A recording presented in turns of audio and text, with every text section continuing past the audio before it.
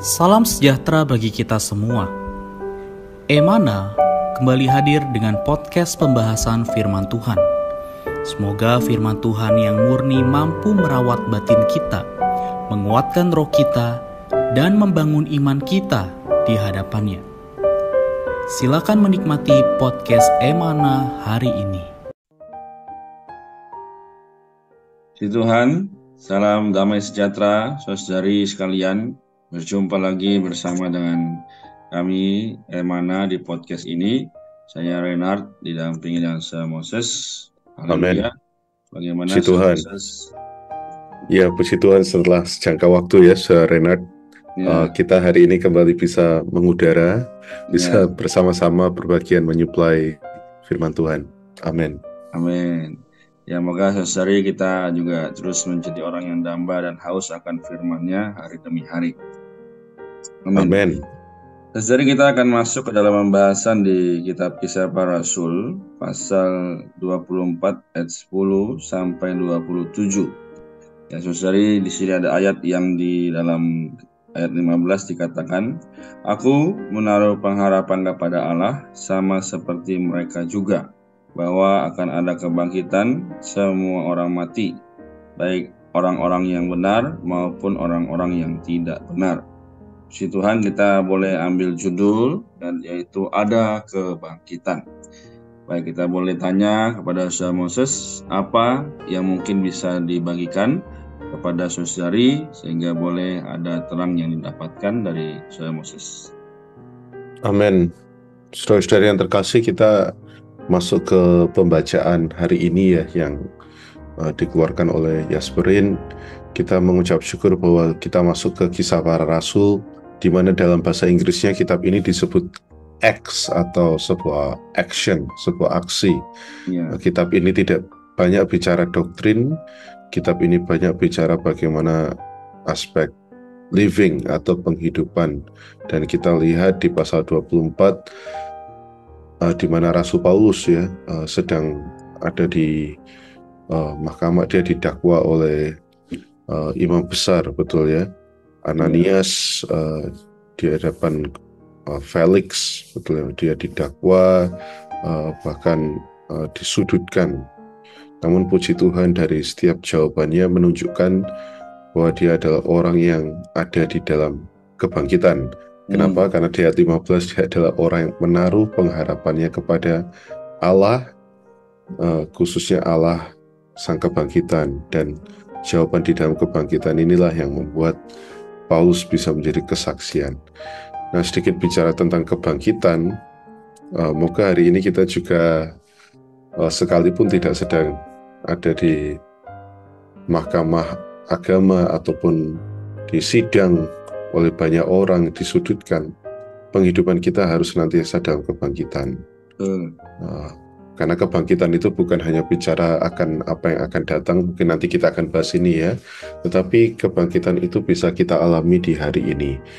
Nanti di akhir saya juga akan sedikit mengupas tentang bagaimana mengalami kebangkitan itu di hari ini. Amin. Ya, demikian Saudara Renard ya. Amin. Ya, saudari, benar ya apa yang dikatakan Saudara Moses, bahwa Paulus ini ya dia adalah orang yang menaruh pengharapan kepada Allah-Nya. Nah, saudari, pertanyaannya, apakah kita hari ini ya juga bisa menaruh pengharapan kepada Allah seperti demikian? Ya, saudari, kita perlu tahu bahwa kebangkitan ini ya adalah kebangkitan kepada hidup, ya, kebangkitan yang juga adalah untuk pahala.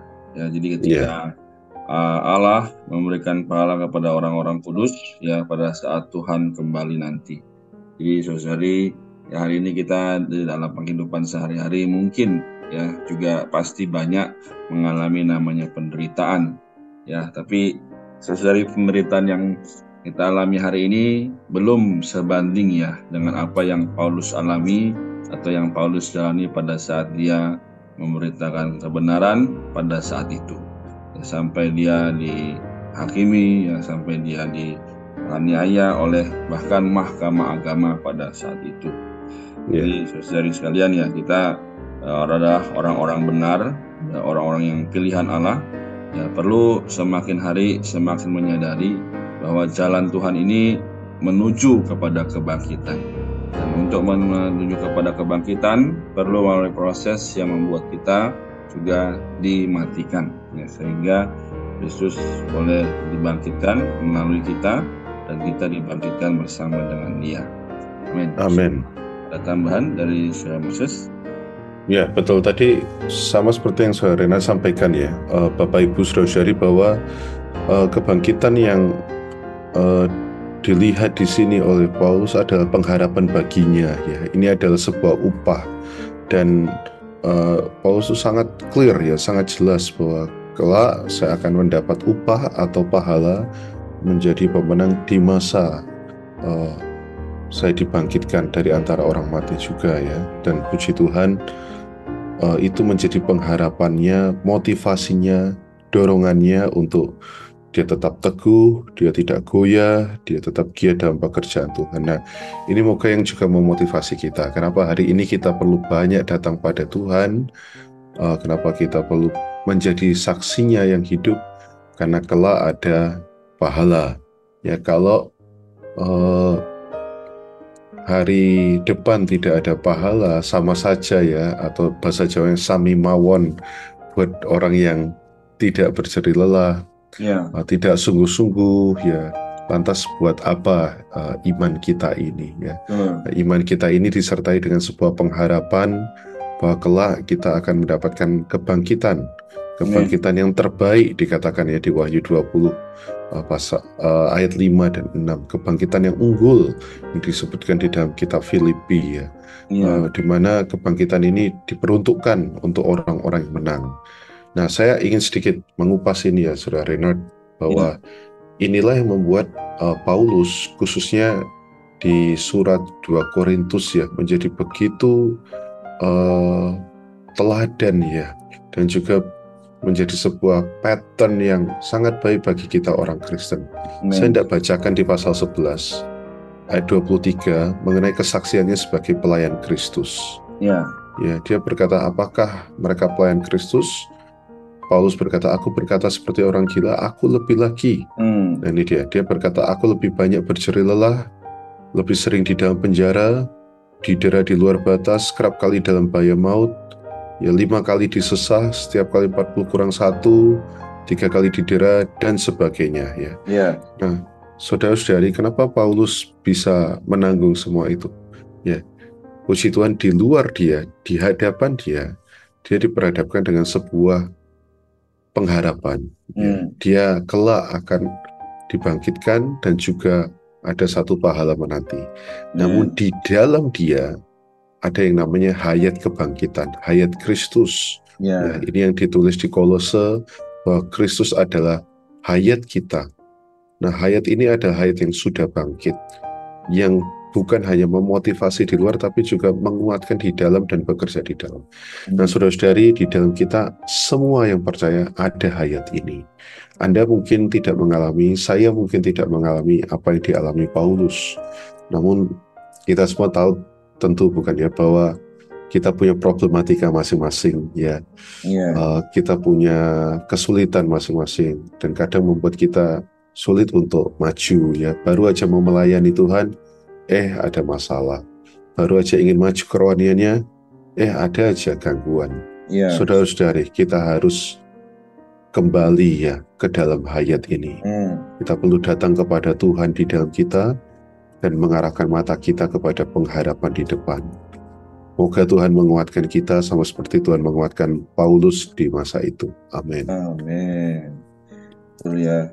Jadi saudari, moga kita boleh terus berdoa dan memandang pada Tuhan ya, agar kita boleh mempunyai pengharapan yang akan menjadi kebangkitan. Itu boleh menjadi motivasi juga dorongan kita untuk tetap teguh ya, tidak goyah ya, selalu giat dalam pekerjaan Tuhan, seperti yang juga Paulus katakan dalam 1 Korintus 15 ayat 58. Amin. Puji Tuhan ya, saudari, mungkin kita sampai di sini. Kalau ada tambahan lagi dari Saudara Moses boleh, cuman kalau tidak ada boleh juga mendoakan saudari yang mendengarkan. Amin. Mari kita berdoa ya, menutup persekutuan kita. Tuhan, kami mengucap syukur bahwa Engkaulah pengharapan kami. Engkau juga adalah hayat kami. Terima kasih Tuhan, Engkau begitu real bisa kami alami hari ini. Semoga sepanjang hari ini, bahkan sepanjang minggu ini, kami baik-baik mengontak Engkau dimanapun dan kapanpun, sehingga dirimu lah yang ternyatakan secara real, pertama-tama oleh kami, dan juga akhirnya oleh orang sekitar kami. Terima kasih Tuhan, kami cinta padamu. Amin. Tuhan Yesus. Puji Tuhan. Terima kasih, Saudari. Ternyata sampai di sini. Tuhan Yesus memberkati. Tuhan Yesus memberkati. Puji Tuhan. Sekian pembahasan firman porsi hari ini. Sampai jumpa di podcast berikutnya. Jangan lupa untuk download aplikasi Emana pada handphone Anda untuk manfaat yang lebih banyak. Tuhan